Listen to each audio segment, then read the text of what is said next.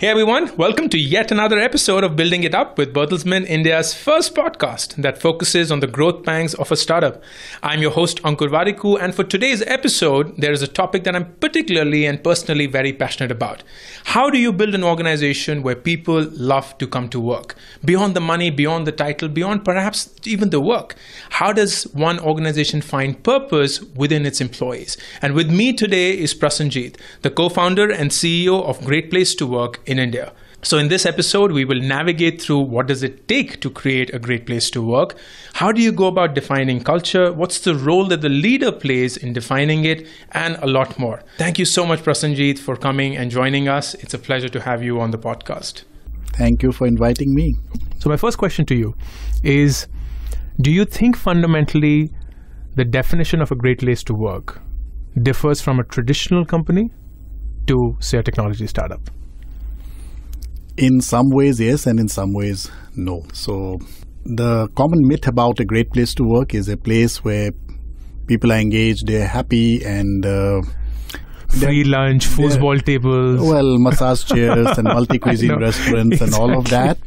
Now, interestingly, many of those things are there at great workplaces and many great workplaces, but that's not what defines a great place to work. The simple definition is a high-trust culture that leads to sustained business results. So if you have one but you don't have the other, then it's not a great place to work. And I think that's where that definition, in my opinion, does not change. Doesn't matter what kind of business that you are into. Yeah.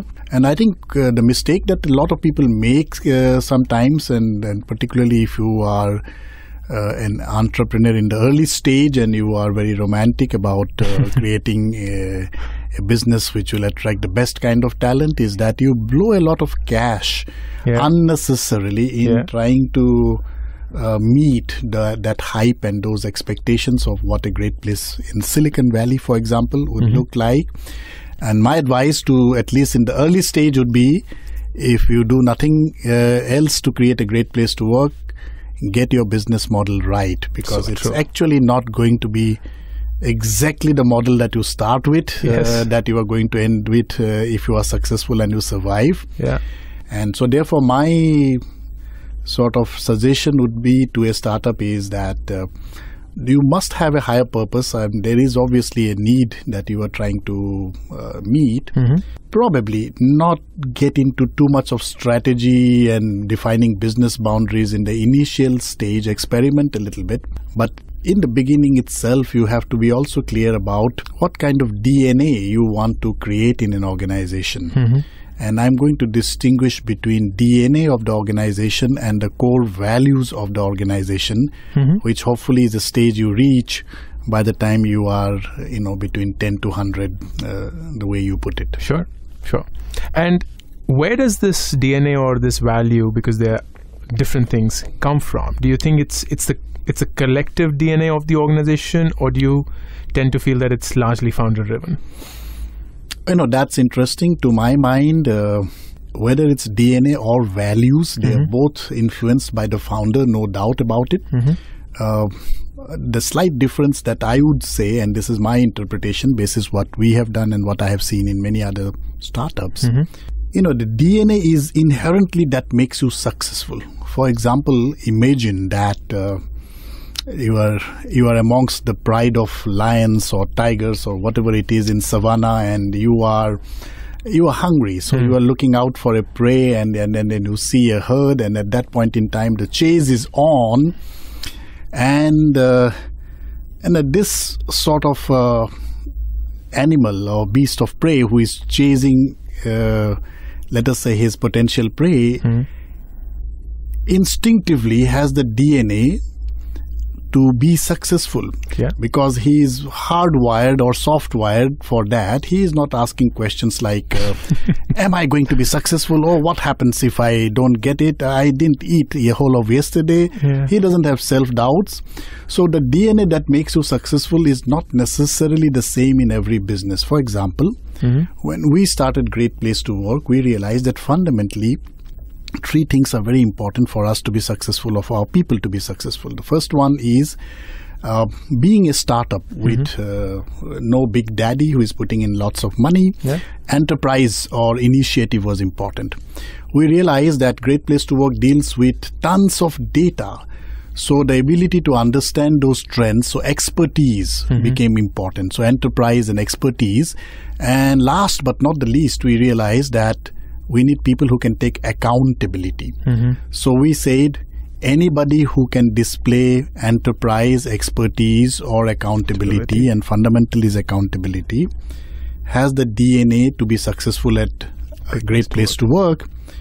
And much later, when we had a core team, that's when we got them together to define our core values. Because the way we look at it, the DNA helps you to be successful. The core values make sure that you are successful within the boundaries that you have set for yourself and your business. Got it. In your particular journey, because you're also an entrepreneur and you've also spent so much time with startups, do you see that the requirements or the definition of what comprises a great place to work changes over time? Yeah. So I think there are 2-3 things which happen in a startup over a period of time. The first requirement is that we want to change the world in some way. It could be in a limited way, or it could be a very audacious kind of goal. And at that point in time, you can actually get together a team of people who are not really complaining about work-life balance or even market salary and so on and so forth. The second transition happens when you actually get investors to put in money. And then that's the time when actually the startup is in a big danger, because that's the time some fights starts happening, particularly if you have more than one partner, because you have tasted some success, somebody is putting in money, and at that point in time, there will be a set of people who now say that, what about my career growth? And, do we have some ways of having a structured compensation policy and so on and so forth? And that's an interesting phase, because you may or may not have everyone invested in the long-term success of the startup. Some of them are quote-unquote employees and who would have their own needs.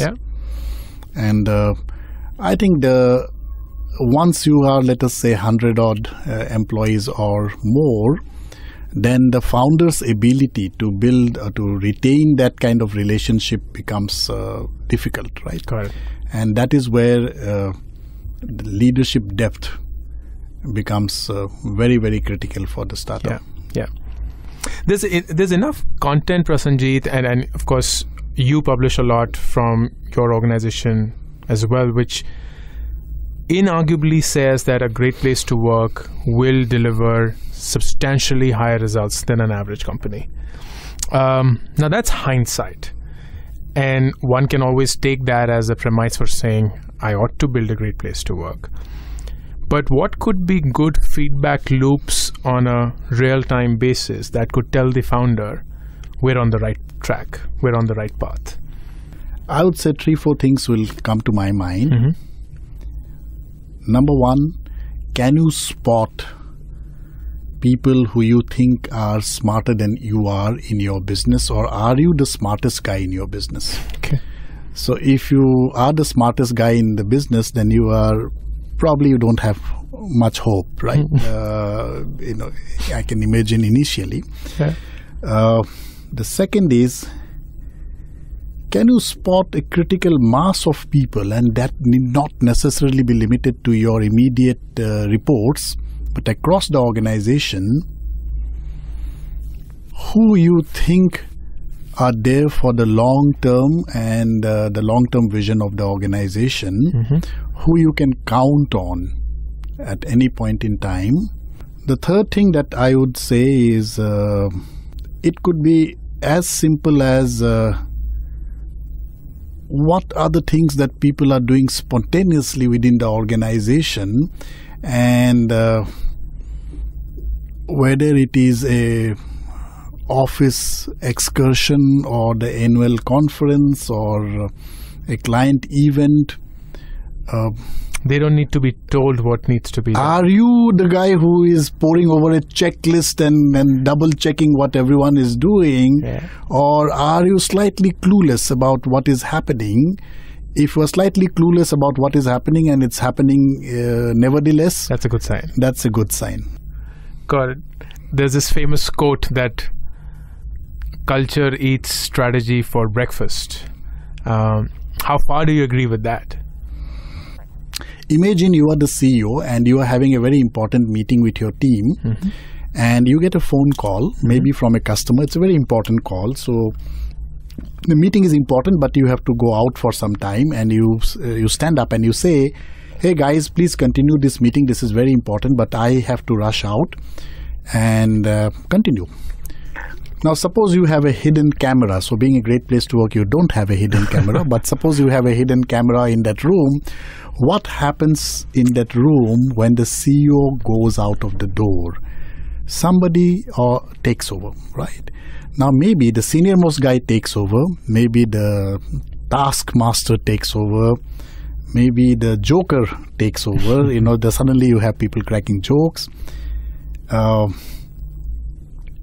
We like to believe the culture takes over. So if you want to spot the culture, watch what's happening when the CEO is not there.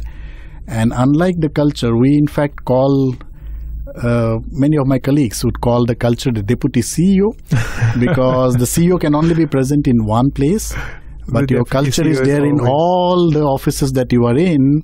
And the transition from a good place to a great place, in a great place to work, the culture becomes the CEO. Nice. The hardest times of a startup is, and it's invariably going to happen, is when things go completely unexpected, maybe even out of your control. You're running out of money, you've lost business, maybe you've lost a top leader, employees are uncertain, and so on and so forth. And I've personally felt this, Prasenjit, that those are moments when you perhaps begin to question the core of the organization. Question whether it actually will survive, whether it's meant to be, whether it's even making sense anymore or not.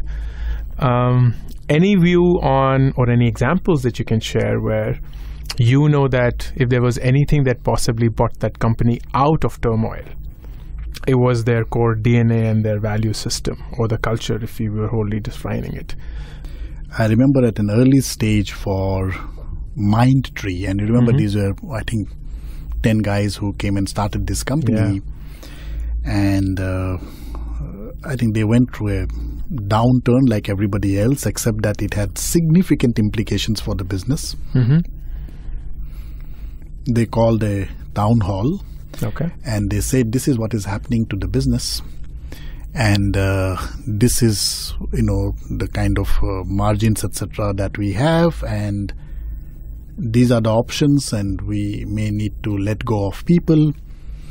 And it was fascinating because a lot of people, and that happened to another company in Bangalore called Sasken. Again, Sasken, those days were very hot, if you remember. Who is this? Rajiv Modi had come back from US and started this company, and it was very exciting place. Employees got together. They said, we are going to take a voluntary pay cut. Nice. And the leadership set an example by doing more than what other employees did. And well, the good news is they survived, but years later, when employees speak about the company, and we have data of so many of those companies, they always say with pride that when the going was tough, we did not take the most expedient, kind of decisions. We got people involved, and we tried to do what is in the best interest of people. Which is very different from the knee-jerk reactions that I see in many startups. I think, you have to accept one thing, that your success has more to do with luck than anything else that you can give credit to. It's not your business model. I like what you're saying. I like it. It's just everything else worked out, but you just happen to be damn lucky. Yes. What if a founder found out over time that the DNA or the culture that they've built, somehow, I don't know how though, is not working for them, and it's also not the kind of culture that he or she would have liked to build? How do you go about revisiting a company's culture? Can you even do it at all? Is there a way that you change a company's culture because it's not working? In many ways, the culture is a reflection of the founder. In cases where the founder is still very active in the business, there's a difference between what the founder believes and sincerely believes, what he thinks he is, and how he or she comes across to other people. And I think this gap between intent and actions is what creates the gap between the desired culture and what is the reality. People, you judge yourself by your intentions, others judge you by your actions. So when I say that I have created the zero politics kind of organization, but as a founder, I make loose comments about people behind their back or in front of others, unless we have those kind of transparent bottom-up mechanisms where somebody even anonymously is going to raise that issue, and if you don't have that as a founder, sadly you are the one who is destroying the culture, but there's nobody to tell you how you are doing it. That makes sense. What are those 2 or 3, 4, 5 things that you would encourage them to think of from an either employee perspective or organization perspective to build a great place to work? I'll distinguish between an early stage startup and then one which is fairly established, but it is now facing the challenges of scaling up. Perfect. Great. Now, at the early stage, we have already discussed, you have to get the business model right. That's number one. I think a very important thing, which is the good news, it comes easily to younger people and younger entrepreneurs, is the mindset that if you have to compete in the market for customers, you can't do that without competing in the market for talent. Effectively, what it means is a mindset that is, I sort of express it as employee is equal to customer. And the third thing I think which is very important and at the startup phase is a mindset that you are willing to share wealth. People are willing to put in extra effort if they know that the risks and the rewards are to some extent equitably being equitably shared. One question that is always on my mind, usually when startups are beginning to grow, they would feel the need to bring in, as you also admitted, the best talent from outside. But they also worry that this best talent will come with its own set of cultural nuances, its own value system, its own baggage. Is that something one should worry about or watch out for? Or, as you pointed out, the best companies are more focused on making people performers than on focusing on removing or weeding out the non-performers which don't fit in? There is a statistical sort of advantage if you are growing organically as opposed to inorganic growth, which obviously means many more people who are coming. When you grow organically, it's actually easier for you to assimilate people into the culture that you have. And there are different models. For example, for many, many years, I remember Lemon Tree, which is a great example of starting a company with a unique culture. They had what was called as a mothership. That means that, the the two hotels that they had in Gurgaon, that's where you learn the culture. That's where you learn the process. That's where you master the business model. And if you open a new hotel, then you have already done a stint in this mothership. So you actually send people from the mothership, and by and large, you get 80% of the culture and the business model right. Unfortunately, that model is not hugely scalable. It works up to a particular point. Yeah. But that's where practices become very important. Yeah. Well, on that note, I think that's a wonderful thought to close this conversation. Thank you so much, Prasenjit. It's been a pleasure. Thank you for inviting me. Great. Thank you again. And with this, we come to the end of yet another absolutely amazing episode of Building It Up with Bertelsmann. Prasenjit's conversations were truly meaningful. There's a lot that I took away as a founder, and I hope you as founders as well now recognize the need for having the right culture right from day one and not wait for you to become big at some point of time. And more importantly, what does it take to define that culture from day one itself? Until the next episode, this is Ankur Variku, your host, signing off. You have a great week ahead.